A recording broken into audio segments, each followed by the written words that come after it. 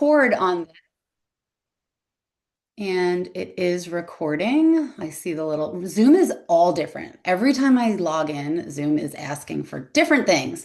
Okay, so I've got my presentation up. I'm going to leave it in this mode because Canva can also be weird. So I'm just going to leave it in this mode, but I want to welcome you all to this VIP Lunch and Learn that myself and a bunch of other certified faster way coaches teamed up, and we do this every month. So really take advantage of these. And if you can't be on them live, then watch the recording. But these are really, really great because we have talked about topics, and every month it's a different topic. And I can't think of a better topic than this one right here. But my name's Lori Miggins. We've got Kayla Goff on here too. She's one of the other Faster Way, certified Faster Way coaches on our amazing team here. And we're going to talk about the hormone-sweet craving connection, because not just because we're hearing about hormones and how important it is to pay attention to your hormones, but every single thing that you feel is because of your hormones. And we as women, especially myself, especially, I love sweets. I love chocolate. I love anything dessert or treat. If it's chocolate, if it's peanut butter, I want it. And when I started my wellness journey over a decade ago, I thought I had to give up all things sweet. And I have learned that you can just make them healthier and you can make them better. And I think you should honestly treat yourself every single day with something. But there's a reason why we crave sweets, and it's because of our hormones. There's a connection.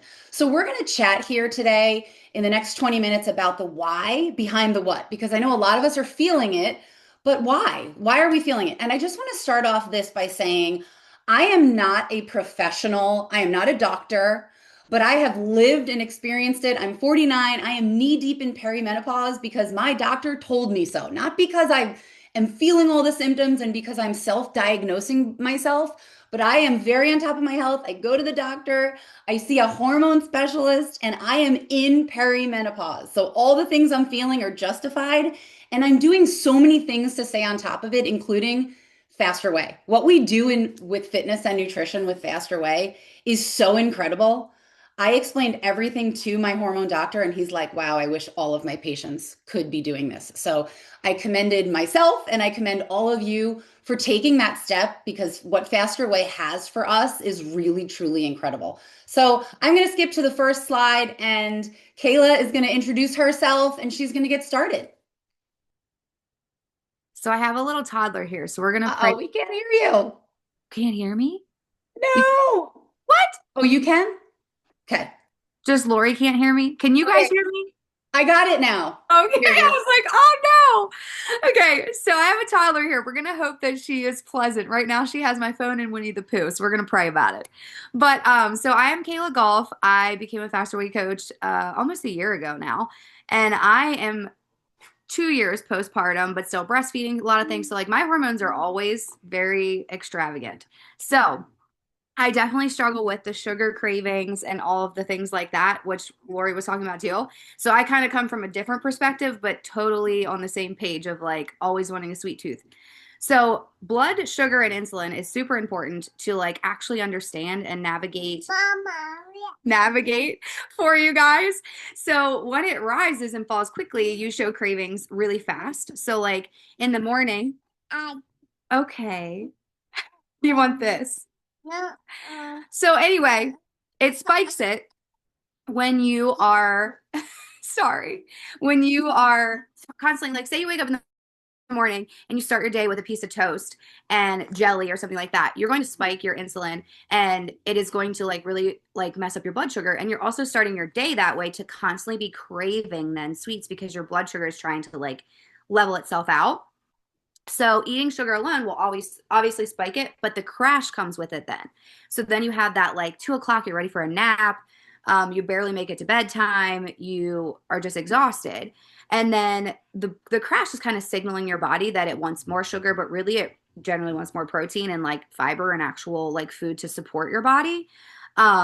So as you're stressing all of those things, it kind of really takes a toll on your mindset also, because as you're thinking that, you're like, I'm failing, I'm not doing this right, I'm struggling to like survive this constant like roller coaster. But at the same time, it's really that you're not failing. It's just that we don't have the correct alignment with your nutrition to do well and find success with it. So that's what we're talking about here today. Hopefully, this is like not overwhelming. Like Lori said, we are not doctors. We just have lived it. We know it. And we know that like when that dopamine hits, we need more sugar. So we're going to help you kind of understand all that. All All right. right. So the next one is what we're hearing a lot of. I don't know if it's in your Instagram feed, but cortisol. And cortisol is the stress hormone. And stress plays a huge role in your cravings for sweets, which is why it's so important that we're learning in the faster way that we need to control our stress. We need to get better sleep. High stress is high cortisol, and cortisol literally tells the body to seek fast energy. And sugar is the quickest source. So if your cortisol is high, your body says, oh my gosh, get me something sweet, get me something sugary. And really, cravings are louder when cortisol is so high, even if you're eating well. You could be the cleanest and healthiest and hitting your macros, but if you are stressed out, if you don't have enough sleep, then you still may have those crazy cravings. So it's really important to give your body the rest that it needs. And supporting your nervous system regulation will reduce those cravings naturally. Those deep breathing, the dry brushing, all the things that you're seeing, they're really important. It's not just something frou-frou. There's a reason for all of that. So if you are still craving and you're doing all those things, really take a look at your sleep, your stress, and how you're managing that. Getting wild over here, guys.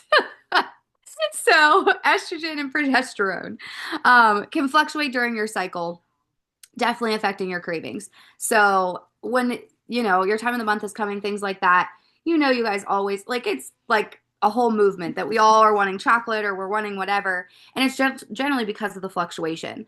It also, which we'll get to the next slide, is a dopamine. So, like, when you're crampy and you feel yuck, it kind of gives you that healthy feeling of like, oh, I feel good and I feel cozy because that's what sugar does for you.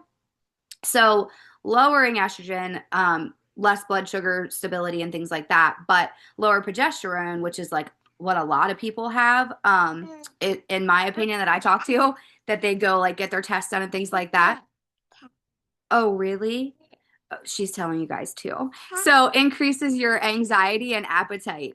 Um, okay, you want my cup? I don't know what we want.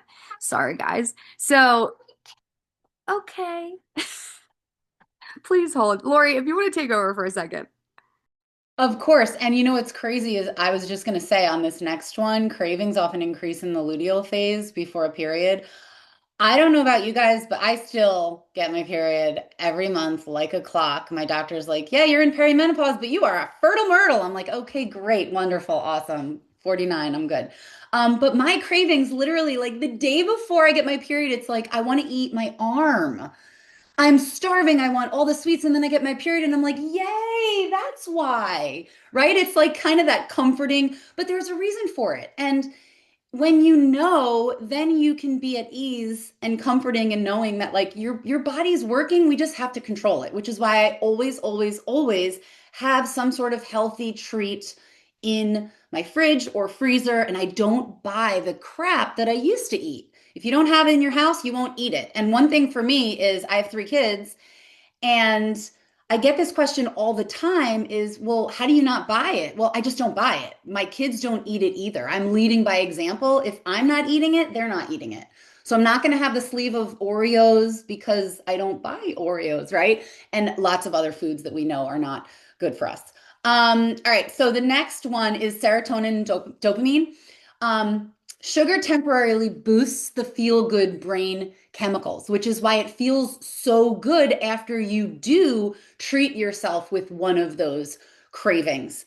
Low serotonin equals stronger cravings for carbs and sweets. So it's important that we're constantly making sure that we're fueling correctly, keeping our serotonin and our dopamine at levels where they need to be. And that can all be controlled by controlling our stress. If we have poor sleep, if we're under eating protein, that can lower our serotonin, which is so important to hit our macros and protein forward.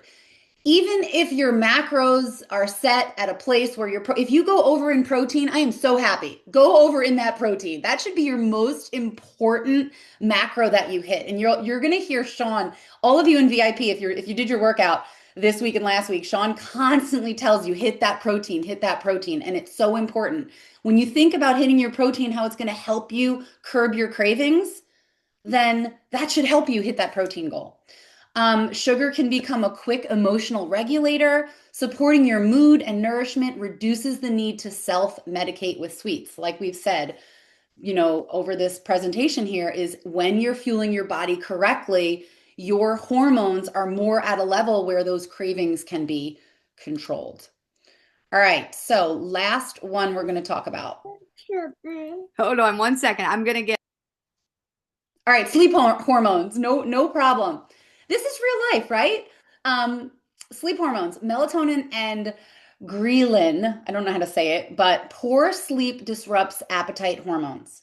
So if you, I used to feel this, but not understand why. The later I go to sleep, the earlier I'm hungry. It's crazy. And now I know why. If you go to sleep earlier, it's amazing how you can extend your fast longer. But if you're up later and then you're hungry earlier, it's because of this. Poor sleep disrupts your appetite hormones. So you really should be pushing for that at least 6 to 8 hours, even more of sleep every night. Less sleep, your hunger hormone is higher. Lower leptin, the satiety hormone that makes you feel comfortable and satiated. Cravings skew toward quick energy, and that's why we want those sweets. So better sleep often leads to fewer cravings without even trying. Isn't that cool? Like, I'm telling you right now, get more sleep.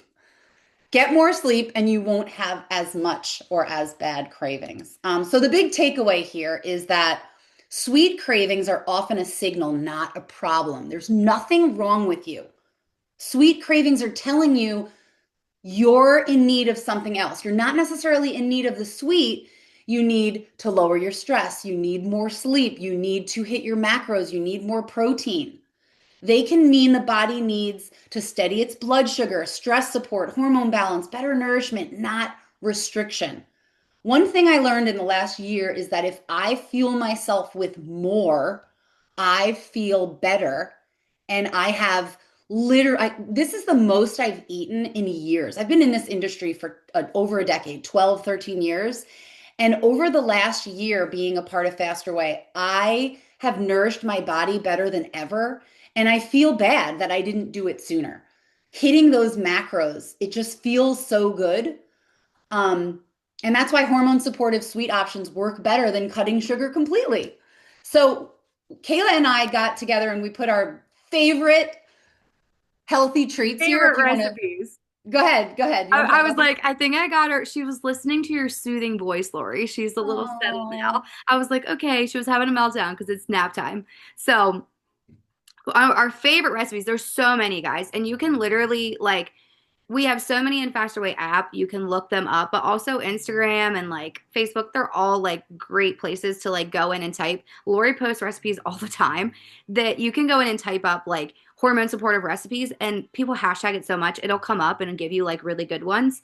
But the cookie dough. So if what we wanted you guys to do is like take a photo of this or screenshot it and save it, and you guys could make these. They're literally like 10-minute recipes. So the protein date bar, you want to sit right there, is really good because you got the dates to help you, also the peanut butter, the protein powder to support the protein, so you're getting enough protein for your day.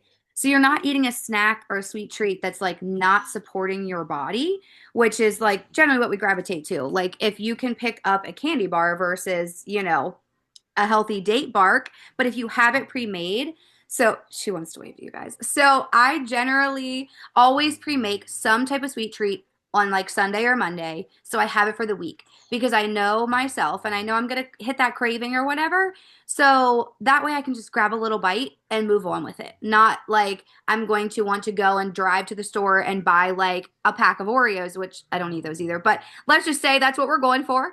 That way you have it to like hit that curve and then keep going and make sure that you're fueling your body with enough protein for the day versus depleting it.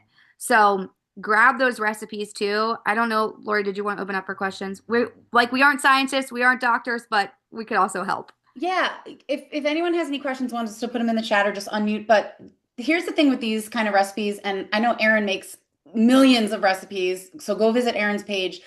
I really just share my dessert recipes just because I literally am a chocoholic. I was in the Hershey fan club when I was a little kid, and my whole life I loved chocolate. So I just love creating healthy recipes, and even if I've already hit my macros by the end of the day and I go for something sweet like this, I'm not going to beat myself up about it because I hit my macros. I want something sweet. I'm not going to the pantry and grabbing something that's not as healthy as this. I'm grabbing this. And I don't beat myself up about it. I feel really good about it. I break these into serving sizes. I have one and I leave the rest. And like Kayla said, every Sunday or sometimes Monday for me, because Sundays are so crazy. My kids are older in sports and cheer and all that stuff. So Mondays is kind of like meal prep Monday for me. I will make and have something like this in my freezer at all times. Erin, you raised your hand. Yeah, can you hear me? Yes. I love this so much. Obviously, if you do know me, you know I'm so passionate about what you're saying, Lori, like having something healthy but sweet that allows your brain to know you're still satisfying that craving. You are not depriving yourself in any way. And then going off and like eating a whole bag of Oreos, right? Something that can really support your blood sugar levels. But there's two things that you said that one thing that I really want to highlight, and that's the correlation between sleep and your cravings. And I put it in the chat, but in case people who are watching the recording can't see it, it was a really big eye opening moment for me during my postpartum period. I was always reaching for carbs. I wanted bagels, I wanted muffins, I wanted English muffins, like things that I don't typically eat on the daily. I was reaching for, and I couldn't understand why. And I thought it was related to breastfeeding. And everyone's just like, oh, yeah, that's what your body wants when you're breastfeeding. And that might be true, but it was more so related to the lack of sleep because your body needs that quick energy source and your brain wants to reach for what it knows provides that. And that's the carbohydrates, the sugar, right? So eating a bagel would satisfy my brain really, really quickly. But then the downside of that is that blood sugar crash where that you're then craving more of it. And the same thing goes when we drink alcohol. And I want to highlight this on this call. If you know me in my personal life, you'll know I love the wine. And like, I'm not a hater whatsoever of alcohol. I drink, usually once a weekend. But what happens when we drink is the same exact thing, right? It impacts our blood sugar levels. And so initially, the alcohol will lead to the spike. And then as our body is metabolizing the alcohol, our blood sugar levels will drop. And this leads to the cravings for quick energy foods like McDonald's, right? Like we're like, I don't want to eat a salad when I'm hungover. I want to eat crappy, greasy, carby food.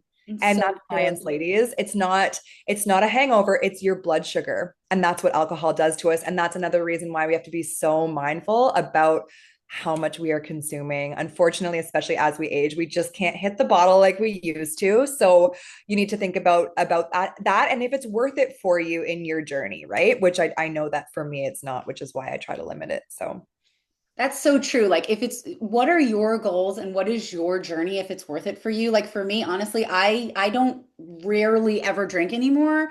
It's just not serving me, but I don't mind if anyone else does. Like no judgment. It's just I'm at that point where I'm just like, okay, I'm not going to do that. But I am not giving up chocolate, which is why I'm so passionate about creating these healthy desserts. I did see a question. I didn't have the chat up during this presentation, but someone had asked, Angela had asked, how do you get tested? So frustrated with my doctor ordering regular blood work that doesn't show hormones. So, speaking from experience only, I was going to a primary care physician as well, and he was very, very basic and very, very doctor, medicine, that prescribed medicine if there's a problem. And I knew that it was time for me to find someone else. And I actually asked in a mom's page for some holistic doctor recommendations, etc. And I was paired up with who I'm seeing now. He's actually an internal medicine doctor and he has a holistic approach. So he is an MD, which is really great for insurance, but he has a holistic approach. So I feel like I'm seeing a holistic doctor, but I'm not paying for it because my insurance. Now I am paying, insurance sucks. But anyway, I love him so much because the minute I got there, he listened to me, Why are you here? What's wrong? And, nothing was necessarily wrong with me, but I just basically told him, I don't feel right. Like, I feel like I'm holding on to about 10 pounds. I feel a lot different. I'm 49 and he listened. He asked all the questions before we went ahead and did, extensive blood work, but he did a hormone specific blood test where he tested estrogen, progesterone, testosterone. And here's the thing, if you're missing a hormone, then you may need HRT. And there's nothing wrong with that. If your body just stops making a hormone, there is no food or supplement that you can take that's going to make your body make that hormone again. So it's really important. Like for me, my body just stopped making testosterone. And I know that this is not where this conversation was going, but the, I was feeling like a robot in my own skin. And something as simple as having some testosterone added into my day has changed so much for me. So you could be doing everything with your fitness, everything with your nutrition, everything to the T. And that's one of the things that my doctor said to me was, wow, you really are like doing every single thing that I would tell someone who just first came into me to do. So we need to dig deeper. So it's really important for you to ask questions at your doctor, demand more than just the regular blood test to see what's going on. Ask specifically, like, I want to know where my hormones are. You need a baseline, and then you need, every 3 to 6 months to go in and make sure that what you're doing is supporting or hindering your hormones. And you may need something to help. So you may need supplements, you may need something. But what I love so much is I explained the faster way to my doctor, and he's like, macronutrition is the way to go, number one. Like there is no diet out there better than macronutrition, and we've got that right here. And then he absolutely loved when I explained the fitness and how I feel like what we're doing with fitness is less intense, but more focused on form and weights rather than killing it with cardio. He loved that too. So I'm just sharing from my experience, but it's really important for you to find someone to ask all the questions. Let me see if there's any. I swear I Zoom. was gonna say I actually didn't have to do as far as Lori did, but I actually got help through my chiropractor. She does a lot of testing, and she can order them and things like that. So depending on like your situation, you could check with a chiropractor too. Yeah, I love chiropractors because they have that holistic approach. They're not about to just like prescribe pills. They want to get to the bottom of it, which is so important. Um, I think a lot of the things in the chat were answered in the call about sleep. So screenshot these recipes, make a healthy recipe, and get some more sleep. And we'll see you next month on the next call. Thanks for being here.